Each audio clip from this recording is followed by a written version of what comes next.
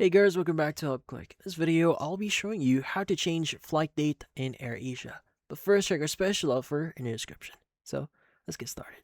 So, if you want to change or update your flight date to a different date here, well, this one is kind of easy and also kind of complicated.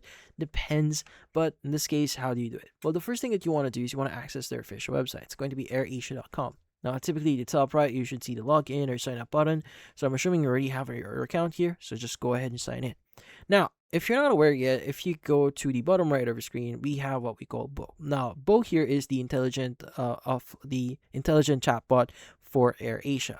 Now, the thing with Bo is they can do a lot of things here, like for example, reschedule your flight, request refunds, or even like adding baggages to your flight just in case. But in this case, in order for you to get started, you just need to open up the chat, and again, you may need to log in. But yeah, in here, you want to go and just type in the following. Let's just say change booking date and just press enter. Now, it might take a while for the bot to basically load some answers here. Now, it's going to say, I can help to change the date and time of your flight if your booking fare is categorized as low fare or promo fare and request time is more than 48 hours. So if you're requesting this more like 48 hours or more before your actual flight, you still have the option to reschedule your flight. Now, also, if your booking fare is premium flex or flatbed and request time is more than 2 hours from its actual departure time. So if you have like premium flex, flatbed, you can request a rebook or a reschedule for your actual booking 2 hours before your actual flight. So it totally depends on what type of ticket or what type of booking you currently have right now.